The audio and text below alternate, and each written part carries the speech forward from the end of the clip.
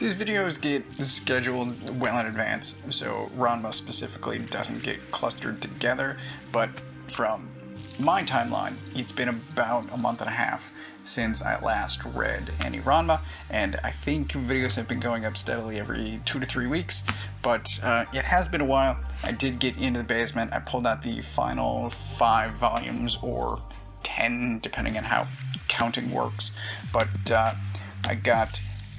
it was a very slow week for me, so I got 2 volumes read, and I'd love to talk about this. It's getting close to the end of the series, so I think my next video will be the final 3 volumes, and I'm looking forward to it. Things more so in this than this, but things as far as Ranma and Akane's relationship are moving forward, I'll say. Fingers crossed, I guess. I don't know how this is going to end. The cover to the final volume may be a spoiler.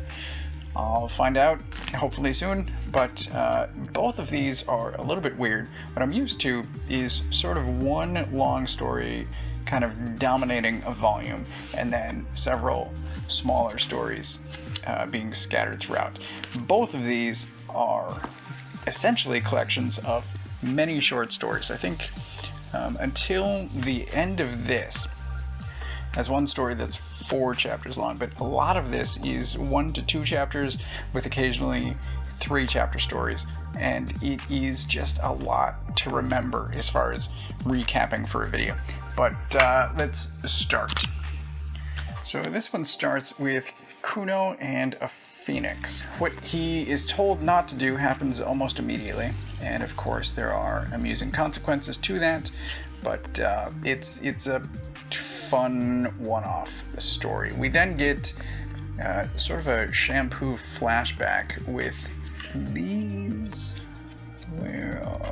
2 girls, Pink and Link, and they end every sentence with please, and it's both amusing and kind of annoying, because I think this is one of the 3 chapter stories, so it's one of the longer ones, but they are after specifically Shampoo and Ranma as well, because they believe that he is her husband. But they are almost Poison Ivy-ish characters, DC Poison Ivy, not the plant, but they have plant-based attacks. So there are poison plants and then antidote plants, and they are pretty formidable as far as opponents go. And it's a really well done story that is, as I said, only made slightly annoying by all of these sentences that end with please. But they have, let me see, it's like here, there's a lot of plant-based attacks. It's really good. I like it. From there, we move on to a demon that possesses Kasumi, which is as amazing as it sounds. She winds up with these horns and claws. It's fantastic, because everyone loves Kasumi. She is so sweet. No one wants to really do much to exorcise the demon, and it's as far as one-off stories go, it's fantastic. It's a favorite for sure. We then move into Nabiki dating possibly her soulmate. So there's a guy who comes to town, challenges Nabiki, challenges the Tendo Dojo specifically, and his fighting style is to put his opponents into crippling debt, which is pretty amazing. But he is handsome, he's seemingly rich, except he's secretly broke, and I really like the Nabiki-focused stories because they are so wildly different from the usual Ranma-focused stories. And this is, I mean, it's perfection as far as Nabiki stories go. This is perfect. It's amazing, and I loved it. From there, we move on to a Ryoga-focused story, and there is a girl that comes to town, and she trains sumo pigs. It's as bizarre as it sounds, but she falls in love with Ryoga, and Ryoga is conflicted about anyone showing him affection and what that means for Akane, him and Akane. But this is what I expected to be a one-off story.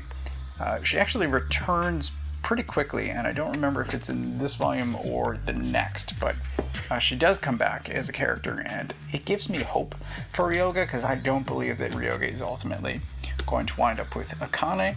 It would be nice if he finds his own happiness. It might be with this girl. I guess time will tell, but she is something else, and it is very entertaining. Really, seeing Ryoga squirm at any point is very entertaining, but her in particular, great stuff. We then get one of these one-off stories with Genma growing hair, and it's almost Dragon Ball-like in the way that it's huge and spiky, and he uses it to attack people, specifically Ranma. But it's so bizarre, but it's fantastic. We then get a couple more stories with Hinako, right? Let me see. Let me verify that before I move on. And this one doesn't say? Seriously? That's weird. But the teacher returns, and she, so she was a huge opponent a few volumes ago when she first showed up. So she was a major opponent when she showed up a few volumes ago, and here she finds a new skill, a new way to use her powers. And what she does is, so she ordinarily gathers battle ki by absorbing it from others, and here she gets a bowl of fighting fish, and she's constantly absorbing energy from them to maintain her adult form, and it's so good. The story is pretty short, but it is brilliantly done. It's so amazing. There is then a bizarre, one of the weirdest, but Kuno winds up as a tree. Literally, he is possessed or transformed into a tree for a chapter, and it is, as I said, one of the most bizarre in the entire series. Here, Ranma gets a cold, and it's naturally strange, because many of these stories are strange. But basically, Happosai has a cold, and he winds up giving it to Ranma, and he has a fever that's so high that he does not change into a girl, because it boils the water. Basically, it makes the water hot, and at the same time, his mother comes to town. So his mother also recurs more often than I thought she would when she first showed up. I thought she was going to be sort of character development, fill-in flashback material, and then sort of a looming threat if she ever found out about what happened to Ranma and Genma. And that she shows up as often as she does, I really enjoy. But she comes back, and there's almost a competition passing this cold around from person to person because of the effects that it has as far as transforming into the other form. It's really well done. This is one of the highlights of the book. And is that where it ends? No, there's a story. This is, again, one of the most bizarre, but this volume ends with a cursed spatula. And there's a guy, this guy here. And that's just the shape of his head. But, so, there's an Ukyo storyline with a cursed spatula, and that was great. Again, Ukyo is one of my favorites. I love anytime she shows up. This volume has a couple of longer stories, so hopefully the recap for this won't be quite as long, but it starts with Happosai getting a new disciple, and it is this kid here who is very powerful, and he sort of has penmanship-based attacks. He has this giant brush, which is same here. So who this kid is, why he's so powerful, what he wants, what he's doing, all of that is revealed over, I think, 3 chapters, but it's really well done. It doesn't add terribly much to the overall story, but it's a good mystery, it's a good reveal once that does finally come out. But yeah, that's a good story. And from there we move into her name was Akari, I believe. So Ryoga's possible love interest, and they even list her as that in the credits here. But Akari, the sumo wrestling pig trainer, returns, and here she winds up at Ryoga's house, and Akane also winds up at his house at the same time. And of course, Ranma is there to inject hijinks as he tries to keep the two of them separate, to not realize that they are both there at the same time. But it is really well done, and this is her first reappearance after she showed up here, which again I'm thankful for. It gives me hope that Ryoga does find his own love interest that is not Akane.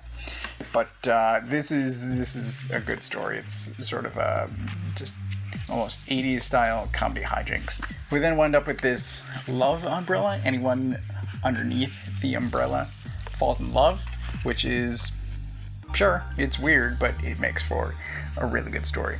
And it then moves into, we've covered previously how Akane can't swim, and I guess Hinako also can't swim, so the both of them spend a chapter trying to learn how to swim, and it does not go well for any of them. There's a weird story, and this is maybe my least favorite, but about noodles, and it is essentially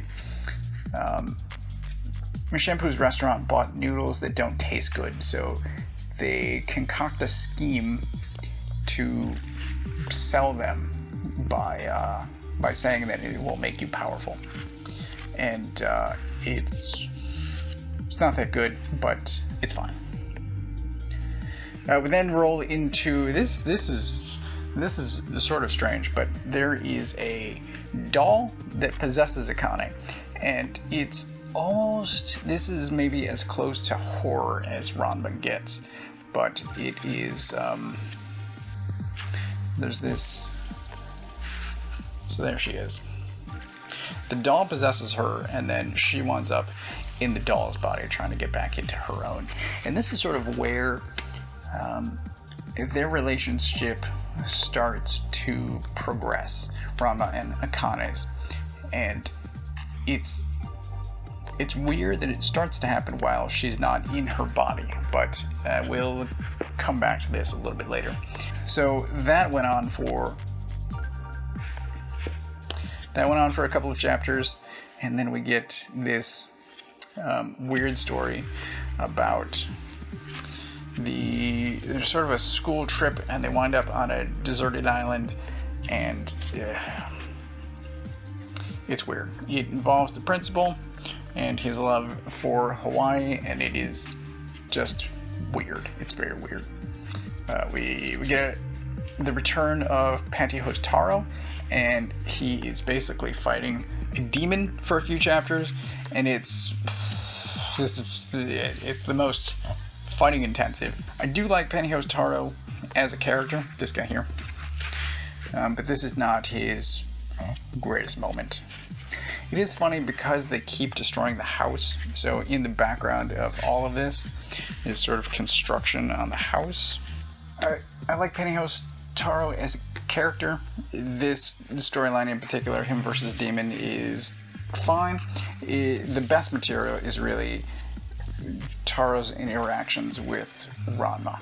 But from there we roll into a Kodachi story where an old friend and old rival of hers returns, and Kodachi is using Ranma as a piece in their competition to find out who has the better boyfriend, even though Ranma is not her boyfriend. And from there, we get a storyline about magical armor. And this is the 4-chapter one that I said is the longest out of these 2 volumes. But there is a magical armor that claims Akane as its owner, and it does not like Ranma. So it makes her very strong, it makes her an incredible fighter, and she beats Ranma in multiple instances. And this is really where his, I guess what I'm trying to say is this is where he starts to accept his feelings for Akane, and he tries to admit them to her, and of course that doesn't go well. But this story with the armor, and in addition to the earlier possession story, I'm going to say so close to the end because there's only 3 volumes left after this, gives me hope, I guess, that the story ends well for the 2 of them, that they will stop fighting as much as they do, and maybe wind up officially together. I will find out when I read those final 3 volumes, but this feels good. And I don't know what I'm going to be reading after this. Maybe after this I'll just focus on cleaning up the rest of this room, but it feels good to be reading Ranma again, and I'm looking forward to finishing the series after so many years. But I do recommend this series overall.